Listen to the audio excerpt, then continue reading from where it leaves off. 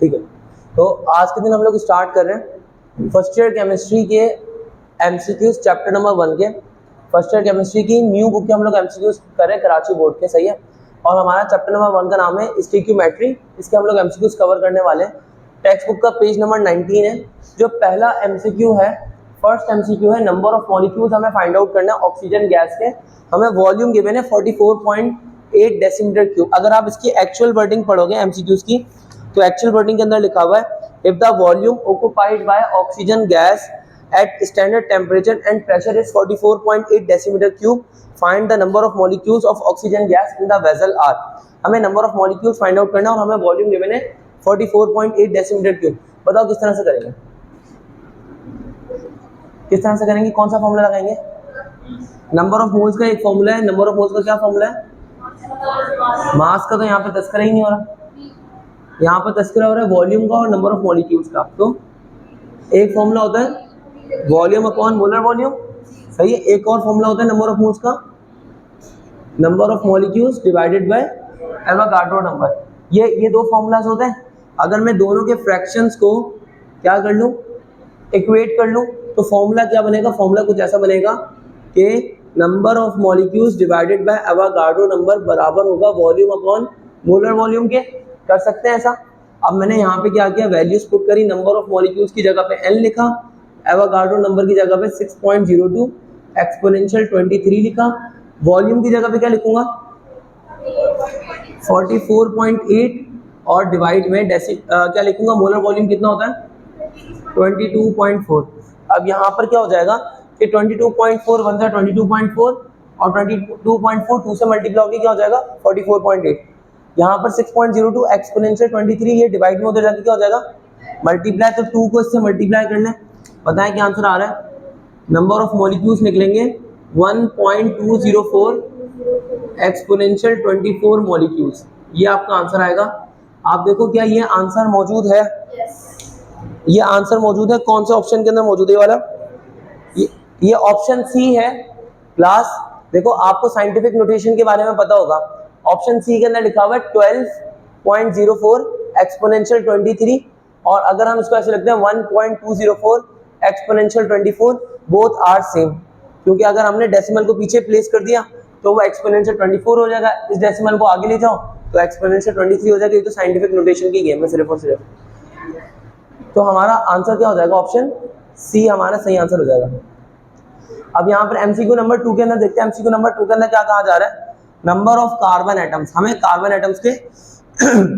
Atoms के number मालूम करने, जो कि मौजूद है 1 मोल ऑफ शुगर के अंदर। ये काफी इंपॉर्टेंट सवाल है। हमें कहना है कि कार्बन एटम्स की क्या निकालो, कार्बन एटम्स के नंबर निकालो जो कि मौजूद हैं 1 मोल ऑफ शुगर के अंदर। तो हम कैसे निकालेंगे?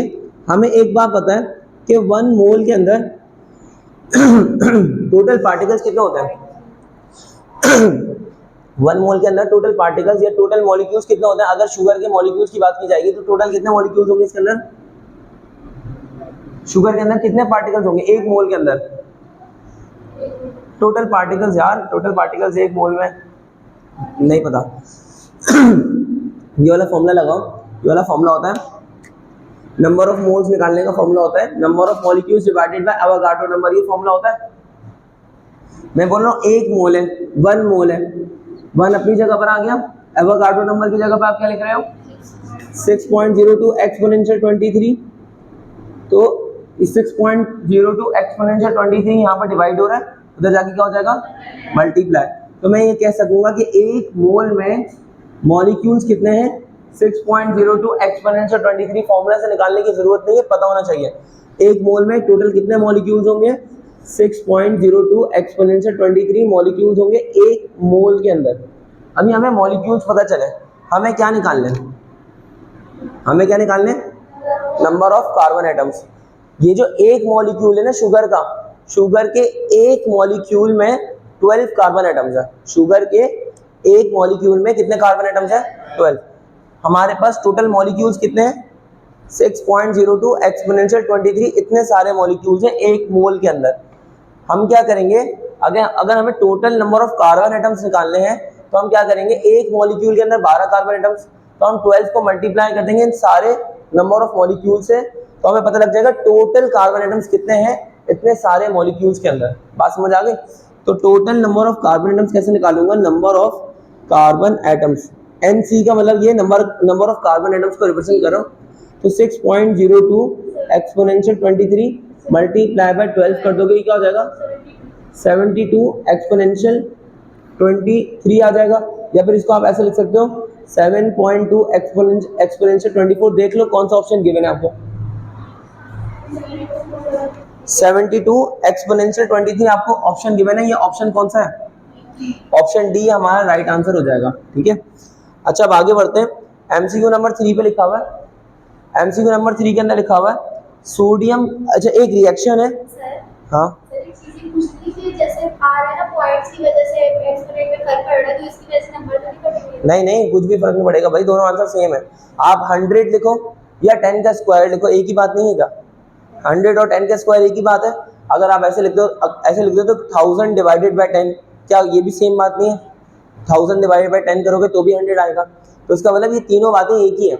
जब हमारे पास एंड में रिजल्ट एक ही है न्यूमेरिकल वैल्यू का, तो आप इसको चाहे ऐसे लिखो या आप इसको 12.04 एक्सपोनेंशियल 23 करके लिखो, तो उससे फर्क नहीं पड़ता, कोई फर्क नहीं पड़ता। आपने बस ध्यान रखना है कि डेसिमल की वैल्यू अगर आप आगे लेके जा रहे हो, डेसिमल की वैल्यू को अगर आप आगे लेके जा रहे हो तो पावर डिक्रीज होनी चाहिए।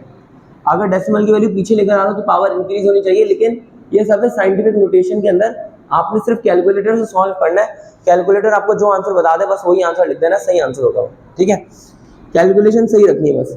अब देखो यहाँ पर आते हैं, हमारे पास एक MCQ है, MCQ नंबर 3। MCQ नंबर 3 के अंदर कहा जा रहा है in the reaction sodium react कर रहा है वाटर के साथ में, आगे जाके प्रोड्यूस हो रहा है सोडियम हाइड्रोक्साइड और हाइड्रोजन गैस प्रोड्यूस हो रही है। कहा जा रहा है कि 23 ग्राम सोडियम रिएक्ट कर रहा है एक्सेस ऑफ वाटर के साथ। तो हमें मालूम करना है कि हाइड्रोजन गैस का कितना वॉल्यूम लिबरेट होगा स्टैंडर्ड टेम्परेचर और प्रेशर पे।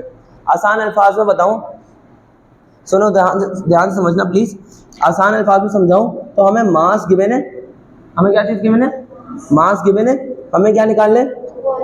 तो कौन सा रिलेशन हो गया ये? मास वॉल्यूम रिलेशनशिप हो गया। एक चीज का मास पता है, दूसरी चीज का वॉल्यूम निकालना है। अगर हम अपने न्यूमेरिकल्स को देखें तो वो न्यूमेरिकल्स मास वॉल्यूम रिलेशनशिप के काफी लंबे लंबे न्यूमेरिकल्स हैं।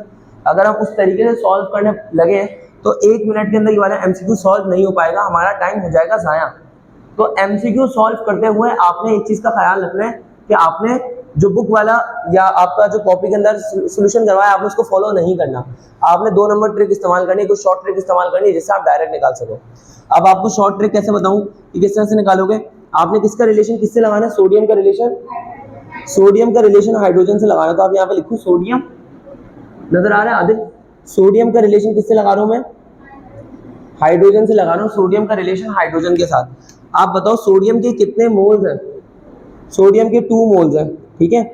और हाइड्रोजन के कितने मोल्स हैं? हाइड्रोजन का 1 मोल है। आप एक बताओ सोडियम की किस चीज की बात हो रही है? सोडियम के मास की बात हो रही है। जिस चीज के मास की बात हो आप उसका एटॉमिक मास या उसका मोलर मास लिख दो। सही है, एटॉमिक मास है तो एटॉमिक मास, मोलर मास है तो मोलर मास। जैसे कि सोडियम का एटॉमिक मास कितना होता है? यहाँ पे आप लिख लो 23, ठीक है। यहाँ पर रेशियो लिखा हुआ है। अगर किसी चीज के वॉल्यूम की बात हो रही है तो आप उसका क्या लिखोगे? Molar volume. जैसे सोडियम के एटॉमिक मास की बात हो रही थी, सोडियम के मास की बात हो रही थी तो आपने सोडियम का क्या लिख लिया? Atomic mass. और हाइड्रोजन गैस के वॉल्यूम की बात हो रही तो आपने फौरन क्या लिख लिया? हाइड्रोजन गैस का मोलर वॉल्यूम। समझाने में देर लग रही है लेकिन आपको एक मिनट प्रैक्टिस हो गई तो आप सेकंड्स में कर लोगे ये चीज। अब आप देखो सोडियम का क्या मास गिवन है? सोडियम का मास कितना गिवन है? सोडियम का मास 23 ग्राम गिवन भी है।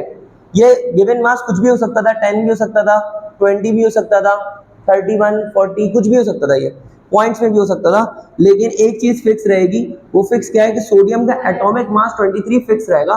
सोडियम का ये वाला गिवन मास ही कुछ भी हो सकता है। मैंने गिवन मास को नीचे लिख दिया, 23 नीचे लिखा। अब मुझे क्या चीज निकालनी है?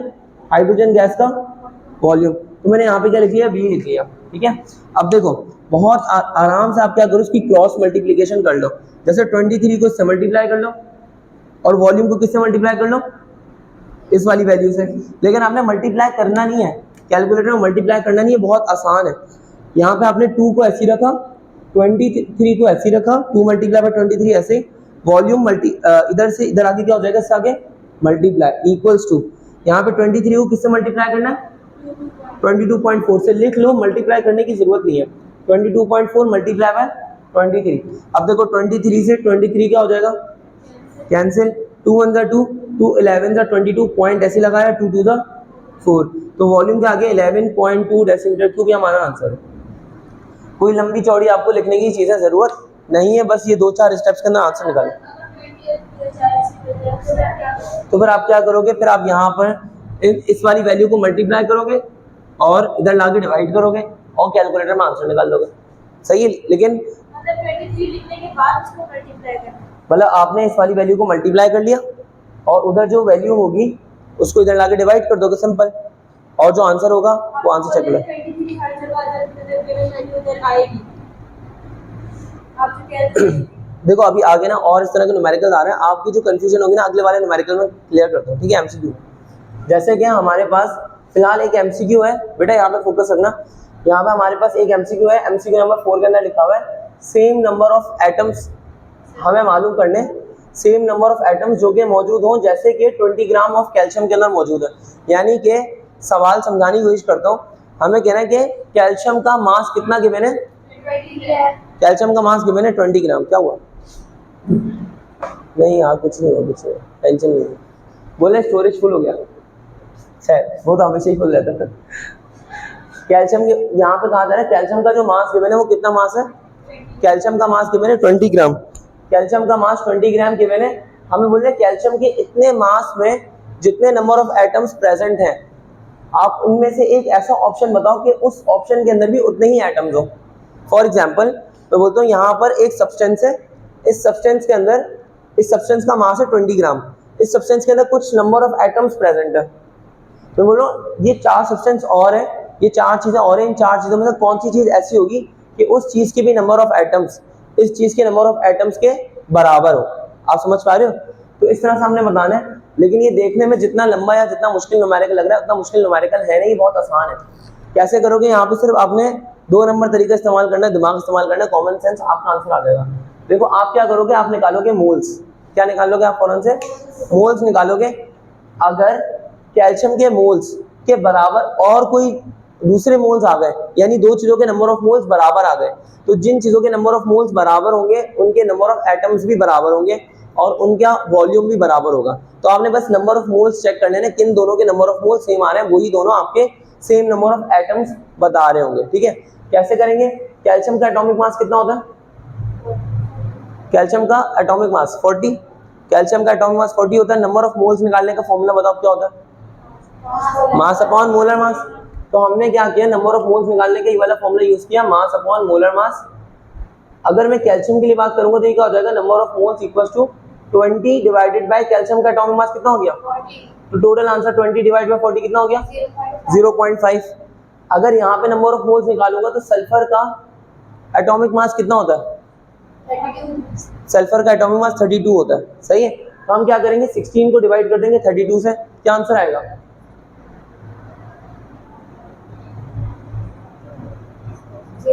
0.5 आंसर आएगा यहाँ पे, ठीक है।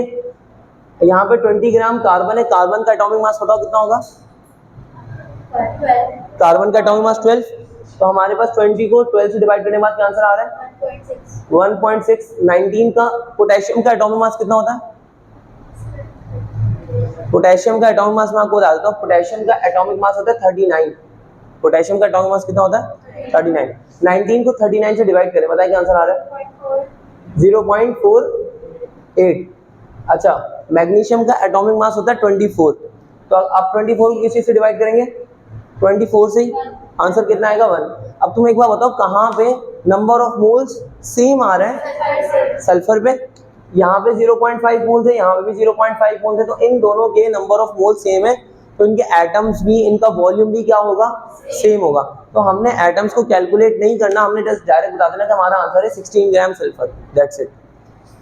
अब बढ़ते हैं नेक्स्ट एमसीक्यू पे। नेक्स्ट एमसीक्यू है एमसीक्यू नंबर 5। अच्छा देखो, अब एमसीक्यू नंबर 5 के अंदर कहा जा रहा है कि which of the following statement is incorrect. कौन सी स्टेटमेंट ऐसी है जो कि इनकरेक्ट है, जो कि गलत है। कौन सी स्टेटमेंट ऐसी है जो कि क्या है, गलत है, हमने वो गलत स्टेटमेंट बतानी है। सबसे पहली स्टेटमेंट लिखी हुई है कि mass of 1 mole of chlorine gas is 35.5 gram. Chlorine gas का जो मास होता है वो कितना होता है? 35.5 ग्राम होता है क्लोरीन गैस के 1 मोल का मास। क्या ये बात सही है कि गलत है? सही है, पक्की बात है, 100%। कौन कौन इस बात से मुत्तफिक है? सही बात है ना? पावर ऑफ, अबे यार, अबे यार। तो खैर बेटा यहाँ पे हमारे पास एमसीक्यू नंबर 5 के अंदर जो फर्स्ट स्टेटमेंट है, फर्स्ट स्टेटमेंट के अंदर लिखा हुआ है कि mass of 1 mole of chlorine gas होता है 35.5। ये बात सही है कि गलत है? हाथ खड़ा करके बताओ। सही है ये बात 100% सही है, और हालांकि यही बात गलत है। और ये कैसे गलत है मैं आपको बता देता हूँ। देखो सुनो जरा ध्यान से देखना। नंबर ऑफ मोल्स निकालने का फॉर्मूला होता है मास अपॉन मोलर मास, ये फॉर्मूला है। आप देखो स्टेटमेंट को पकड़ो, स्टेटमेंट को पकड़ना बड़ा जरूरी है। स्टेटमेंट में कहा जा रहा है क्लोरीन गैस Cl2, सही ना? क्लोरीन गैस की बात हो रही है, Cl2 की बात हो रही है, Cl2 गैस की बात हो रही है। नजर आ रहा है आपको फर्स्ट स्टेटमेंट में? तो क्लोरीन गैस का एटॉमिक मास कितना होता है? क्लोरीन गैस का एटॉमिक मास होता है 35.5। लेकिन जब 35.5 को हम 2 से मल्टीप्लाई करेंगे तो 35.5 मल्टीप्लाई बाय 2 कितना हो जाएगा? 71। हमने लिखा 1 मोल, क्योंकि 1 मोल की बात हो रही है, मास की जगह पे m और मोलर मास की जगह पे 71। 71 1 से मल्टीप्लाई होकर क्या हो गया? 71 ग्राम। ये हमारा आंसर है। तो हमारा जो पहला ऑप्शन है वही गलत ऑप्शन है। अगर बाकी सारे ऑप्शंस की बात करोगे तो बाकी सारे ऑप्शंस के अंदर सारी बातें ठीक लिखी है। जैसे कि ऑप्शन बी के अंदर क्या लिखा हुआ है? 1 मोल हाइड्रोजन गैस का, उसके अंदर 6.02 एक्सपोनेंशियल 23 मॉलिक्यूल्स होते हैं। ये बात सही है। तो उसके बाद क्या लिखा हुआ है? Number of atoms 23 gram sodium में और 24 ग्राम मैग्नीशियम में, 24 ग्राम मैग्नीशियम में इक्वल होंगे। क्यों? क्योंकि हमने नंबर ऑफ मोल्स निकालने। सोडियम का एटॉमिक मास कितना होता है? सोडियम का एटॉमिक मास 23, और सोडियम का गिवन मास कितना है? 23। 23 डिवाइडेड बाय 23 क्या आएगा? 1। इस तरह मैग्नीशियम का एटॉमिक मास 24 और गिवन मास भी 24। 24 डिवाइड बाय 24 क्या आंसर आएगा? 1। दोनों के नंबर ऑफ मोल्स 1 1 हो जाएंगे, तो दोनों के नंबर ऑफ एटम्स भी क्या हो जाएंगे? सेम हो जाएंगे। अच्छा, अब आगे बढ़ो। जो ऑप्शन डी है, ऑप्शन डी के अंदर लिखा हुआ है 1 mole of oxygen gas occupy करता है 22.4 decimetre cube at standard temperature और प्रेशर। हमें यह पता है कि 1 मोल जो होता है किसी भी गैस का वो ऑक्यूपाई करता है 22.4 डेसीमीटर क्यूब, यानी कि बाकी तीनों स्टेटमेंट क्या है? करेक्ट है। अच्छा, अब पढ़ते हैं। जाहिर बात है मुझे एक कहानी याद आ गई जुलेखा वाली, लेकिन चलो आगे बढ़ते हैं। चलो आगे बढ़ते हैं एमसीक्यू नंबर 6 पे। सुनो क्लास, एमसीक्यू नंबर 6 पर आओ। एमसीक्यू नंबर 6 के अंदर कहा जा रहा है for Avogadro's number this statement is incorrect. Avogadro's number के लिए कौन सी स्टेटमेंट इनकरेक्ट है? हमें बताना कौन सी स्टेटमेंट गलत है एवोगाड्रोस नंबर के लिए। पहली स्टेटमेंट क्या तरह पढ़िएगा? If the it is the number of particles in 1 mole of any substance. Avogadro number यही बताता है कि 1 मोल में कितने पार्टिकल्स है। ये बात सही हुई क्या गलत हुई? अरे आप लोग कहां पर हो? एमसीक्यू नंबर 6 पे हो सारे?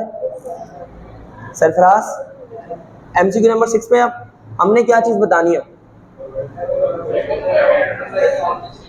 कौन सा स्टेटमेंट गलत है? पहला स्टेटमेंट क्या है? पहला स्टेटमेंट वो कह रहे हैं कि एवोगाड्रोस नंबर बताता है नंबर ऑफ पार्टिकल्स जो कि प्रेजेंट होते हैं 1 मोल ऑफ सब्सटेंस के अंदर। ये बात सही है कि गलत है? ये बात सही है। आगे बढ़ते हैं। एवोगाड्रोस नंबर की न्यूमेरिकल वैल्यू होती है 6.02 एक्सपोनेंशियल 23, ये भी सही है। एवोगाड्रो नंबर की वैल्यू चेंज होती है अगर टेम्परेचर चेंज हो। एवोगाड्रो नंबर की वैल्यू चेंज नहीं होती जब टेम्परेचर के चेंज होने से, यानी कि ये इंडिपेंडेंट ऑफ टेम्परेचर है। ये बात जो लिखी हुई है इन्होंने कि इसकी वैल्यू चेंज होती है टेम्परेचर के चेंज होने से, ये गलत बात है। तो ऑप्शन सी हमारा राइट आंसर हो जाएगा।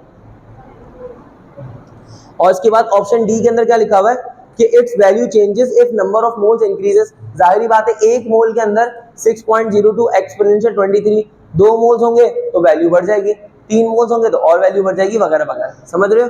तो इस तरीके से इसका सही आंसर होगा ऑप्शन सी। अच्छा, अब आगे बढ़ते हैं। एमसीक्यू नंबर 7 पे कहा जा रहा है मिनिमम नंबर ऑफ मोल्स जो कि प्रेजेंट होंगे इनमें से किस चीज के अंदर? 1 decimetre cube of methane gas, 5 decimetre cube of helium gas, 10 decimetre cube of hydrogen gas या 22.4 decimetre cube of chlorine gas. MCQ number 7, यहाँ पर लिखा हुआ है मिनिमम नंबर ऑफ मोल्स इनमें किस चीज के अंदर प्रेजेंट होंगे। तुक्का लगाओ सिर्फ क्या 1 डेसीमीटर क्यूब। तो हम ये वाला जो आंसर है ना 1 डेसीमीटर क्यूब, हम इस पे ही टिक करेंगे और यही सही आंसर है। वजह यह है कि जिसका वॉल्यूम सबसे कम होगा उसके मोल्स भी सबसे कम होंगे, क्योंकि मोल्स निकालने का फॉर्मूला क्या है, और वॉल्यूम निकालने का फॉर्मूला क्या है, number of moles equals to volume upon molar volume. Molar volume हर किसी के लिए फिक्स होता है, कितना होता है 22.4। अगर मैं यहाँ पे नंबर ऑफ मोल्स 1 पुट करूंगा, नंबर ऑफ मोल्स 1 पुट करूंगा तो 22.4 आंसर आएगा। अगर नंबर ऑफ मोल्स 10 पुट करूंगा तो आंसर बढ़ जाएगा। अगर वॉल्यूम नंबर ऑफ मोल्स, मैं गलत कर रहा हूँ भाई, गलत कर रहा हूँ, मतलब बता गलत रहा हूँ। हमारे पास नंबर ऑफ मोल्स निकालने का फॉर्मूला है वॉल्यूम अपॉन मोलर वॉल्यूम। गलती मैंने क्या करूँ जरा वापसी बताता हूँ, हमें नंबर ऑफ मोल्स नहीं गिवन, हमें वॉल्यूम गिवन है। अब हम यहाँ पे क्या करेंगे, number of moles equals to volume की जगह मैं पहले पुट करूँ 1 को डिवाइड कर दूंगा किस चीज से, 22.4 से। बताओ क्या आंसर आएगा, 1 डिवाइडेड बाय 22.4 करो, नहीं ना 1 क्यों आएगा, 1 डिवाइडेड बाय 22.4 0.044 सही है। अगर मैं नंबर ऑफ मोल्स दोबारा निकालता हूं, लेकिन अब की मरतबा 10 को डिवाइड कर दो 22.4 से, तो क्या आंसर आएगा 10 डिवाइडेड बाय 22.4 कितना 0.44। अगर नंबर ऑफ मोल्स दोबारा निकालता हूं, 5 को डिवाइड कर देता हूं 22.4 से, तो क्या आंसर आएगा 0.22। और नंबर ऑफ मोल्स दोबारा निकालता हूं, वॉल्यूम के मैंने 22.4, इसको दोबारा डिवाइड कर देता हूं, मोलर वॉल्यूम भी 22.4, क्या आंसर आएगा 1। तो सबसे लीस्ट नंबर ऑफ मोल्स कहां पे आ रहा है, ऑप्शन नंबर ए के अंदर, यानी 0.044। इससे मैं ये डायरेक्ट अंदाजा लगा सकता हूं कि जिसका वॉल्यूम सबसे कम होगा उसके मोल्स भी सबसे कम होंगे। कैलकुलेट करे बगैर भी हम लोग कर सकते हैं। अब आगे आ जाते हैं, हमारे पास एमसीक्यू नंबर 8, एमसीक्यू नंबर 8 पे बढ़ते हैं।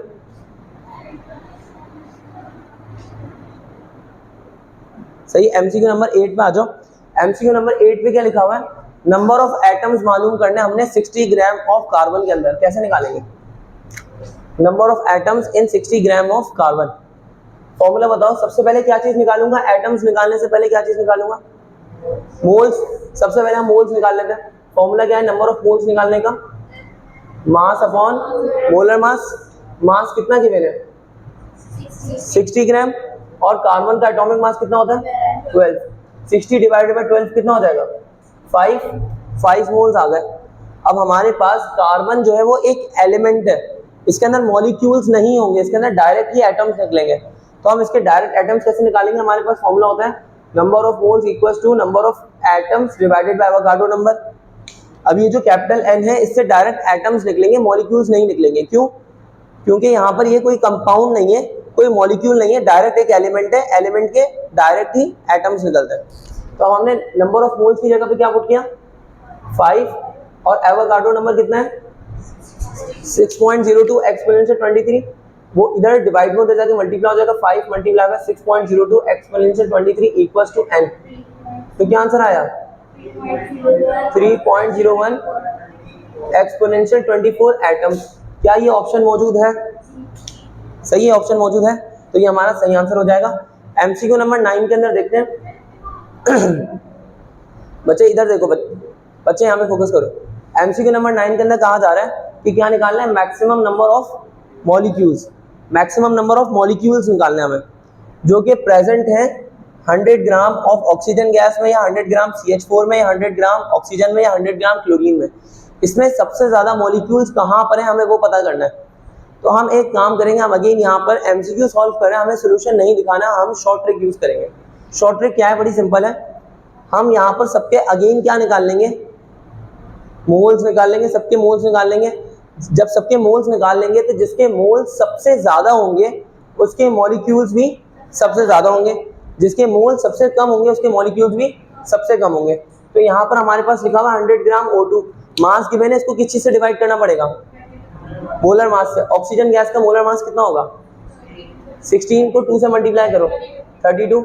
यहाँ पर CH4 है, कार्बन का 12, हाइड्रोजन का 1 को 4 से मल्टीप्लाई किया 4, 12 प्लस 4 16, यहाँ पर ये CO2 होगा 100 ग्राम CO2 के लिए आएगा 44 टोटल इसका मोलर मास, और क्लोरीन गैस का टोटल मोलर मास आएगा 71। ठीक है, बताओ इसका क्या आंसर आएगा ऊपर वाले का? 3.125 मोल्स। इसके बाद नीचे वाले के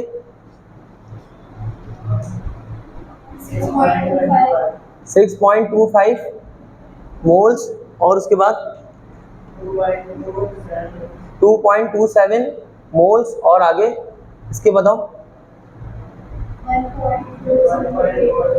1.408 मोल्स। ठीक है, यहाँ तक समझ में आ गया? सबसे ज्यादा नंबर ऑफ मोल्स कहाँ पे आ रहा है? सेकंड पे। तो इसका मतलब 100 ग्राम CH4 के मॉलिक्यूल्स भी सबसे ज्यादा होंगे, और सबसे लीस्ट नंबर ऑफ मॉलिक्यूल्स किसके होंगे? सबसे आखिरी वाले के मॉलिक्यूल्स सबसे कम होंगे। अगर मान लो मैं आपको ये बोलता हूँ कि भाई फिर भी नंबर ऑफ मॉलिक्यूल्स कैलकुलेट करके बताओ, MCQ में तो आपने डायरेक्ट कर लिया, मोल्स निकाल के आपको पता लग गया, लेकिन आपको कहा जाता है कि भाई मॉलिक्यूल्स निकालो, तो कैसे निकालोगे? मॉलिक्यूल्स मोल्स पता लग गए, मोल्स पता लग गए, लेकिन अब आपको क्या निकालना है? मॉलिक्यूल्स निकालने। कैसे निकालोगे? अरे कौन सा वाला फॉर्मूला लगाएंगे? मॉलिक्यूल वाला। अरे ये वाला फॉर्मूला लगाओगे यार, सिंपल। ये वाला फॉर्मूला नहीं है, number of moles equals to number of molecules divided by Avogadro number. Mole put करना है, एवोगाड्रो नंबर से मल्टीप्लाई, आंसर आ जाएगा, मॉलिक्यूल्स आ जाएंगे, सिंपल सी बात है। वरना आप डायरेक्ट ये भी कर सकते हो, इन सब वैल्यूज को डायरेक्टली मल्टीप्लाई कर दो एवोगाड्रो नंबर से यहीं पर ही, तो भी आपको पता लग जाएगा कि सबसे ज्यादा मॉलिक्यूल्स कहाँ पर है। और last but not the least हमारा जो MCQ है, MCQ नंबर 10, उसके अंदर कहा जा रहा है कि जनरली एक्चुअल यील्ड ये कम होती है या ज्यादा होती है या बराबर होती है? कभी ज्यादा होती है, कभी कम होती है? थ्योरेटिकल यील्ड से कम होती है। मतलब हमेशा एक्चुअल यील्ड जो होती है वो थ्योरेटिकल यील्ड से हमेशा कम ही होती है। यानी कि इतना है कि अगर आपने लेट्स से रिएक्टेंट को प्रोडक्ट के अंदर कन्वर्ट करना है, तो आप 100% रिएक्टेंट्स को प्रोडक्ट के अंदर कन्वर्ट कर दो, तो अब जो यील्ड बनेगी वो है थ्योरेटिकल यील्ड। लेकिन ऐसा कभी होता ही नहीं है। हम कभी खाना जला देते हैं, कभी हम कुछ भी साइड रिएक्शन हो जाता है, कुछ भी हो जाता है, कोयला कम पड़ गया या कुछ पार्टिकल चले गए या कुछ भी हो सकता है, जिसकी वजह से एक्चुअल यील्ड हमारी क्या हो जाती है, कम हो जाती है। जैसे मैंने स्पैगेटी बनाई तो मैंने स्पैगेटी जला दी, तो इसकी वजह से एक्चुअल यील्ड हमारी क्या हो जाती है? हमेशा कम हो जाती है। किस चीज से? थ्योरेटिकल यील्ड से। और यही हमारा राइट आंसर है। आई होप ये आपको समझ में आया होगा। अब कल मिलते हैं आपसे। ओके, अल्लाह हाफिज।